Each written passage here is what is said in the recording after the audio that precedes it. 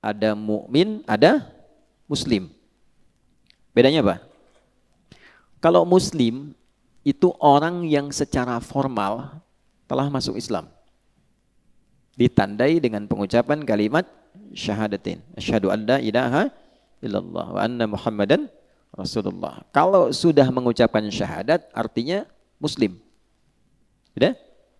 Baik, ada yang masuk Islam bersyahadat misalnya 20 tahun lalu, 10 tahun lalu. Nah, Pak Ferdi udah berapa tahun tuh, ya? Nah, kalau sudah bersyahadat kemudian sudah matang, nah itu bukan mu'allaf lagi, muslim. Nah, mu'allaf itu dua. Mu'allaf itu satu, orang yang belum masuk Islam tapi tertarik dengan Islam. Sering ikut kajian, ikut-ikutan berhijab misalnya, kan? Kemudian nanya-nanya tentang Islam. Nah, dia boleh disupport dengan bagian dari zakat, tidak harus uang bentuknya. Orang kaya senang kajian, ya belikan buku-buku keislaman, majalah keislaman, difasilitasi. Nah, itu kecenderungan yang hatinya lembut untuk menerima Islam, disupport supaya lebih banyak tahu.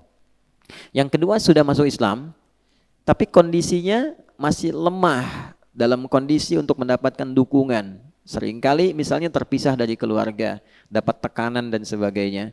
Maka golongan muslim yang lain diperintahkan oleh Allah untuk mensupport itu supaya merasakan ketentraman dalam keislamannya, termasuk di bab harta. Maka muncul skema zakat di situ, wal muallafati qulubuhum, ya kan? Golongan keempat di Quran surah ke-9 ayat ke-60 dari 8 golongan penerima zakat. Nah, sedangkan mukmin, orang yang sudah formal masuk Islam dan menjadikan formalitas pengucapan syahadatnya bersemayam dalam jiwanya. Ya, bahasa singkatnya gini kalau terlalu dalam tuh. Kalau mau jadi muslim, Islam, ucapkan asyhadu an la ilaha illallah wa anna Muhammadan Rasulullah. Diucapkan tuh pakai apa? Pakai lisan. Oke?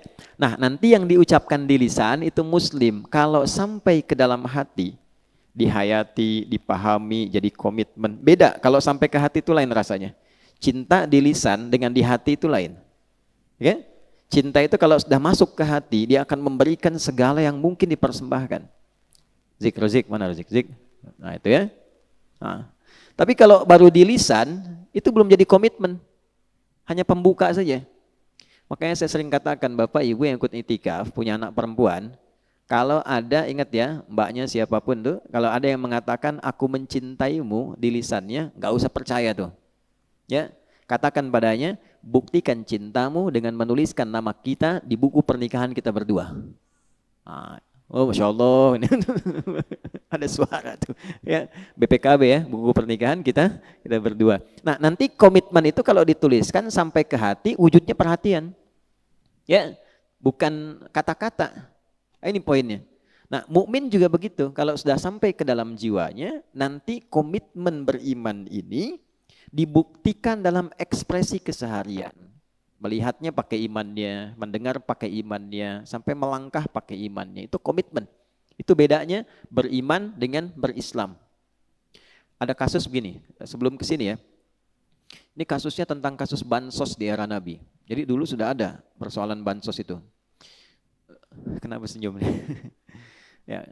Jadi di Quran surah ke-49 ayat 14.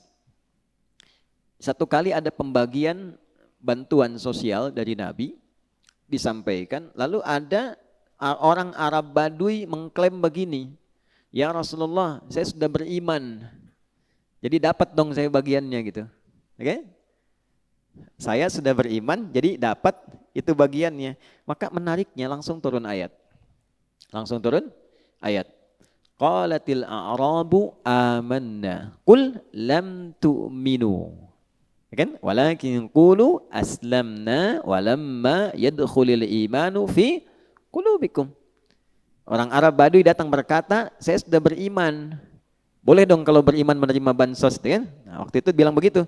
Nah, Allah langsung memberikan klarifikasi dan menegaskan, ya, lam tu'minu, kamu belum beriman serius.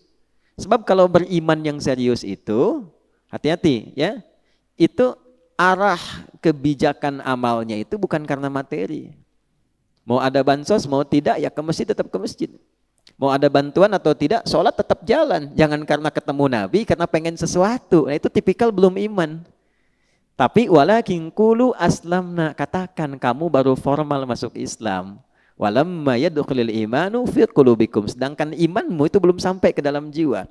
Kalau sudah sampai ke dalam jiwa, sampai ke hati itu, maka tembusan kepada fisiknya seluruhnya adalah bergantung pada keputusan Allah. Yang penting Allah ridha. Mau imamnya siapa tarawih, saya datang. Tidak peduli si fulan atau si fulan. Ada orang atau tidak, saya tetap baca Quran. Nah, kalau masih menjadi muslim itu umum sifatnya. Maka dari itu, dalam konteks belajar pun, ini yang saya maksudkan, ya, tipikal orang beriman, sekali lagi, memulai sesuatu dengan menambahkan pengetahuan terlebih dahulu. Itu kesimpulan yang pertama. Insan beriman senantiasa membekali dengan ilmu sebelum menjalani aktivitas apapun yang akan dikerjakan.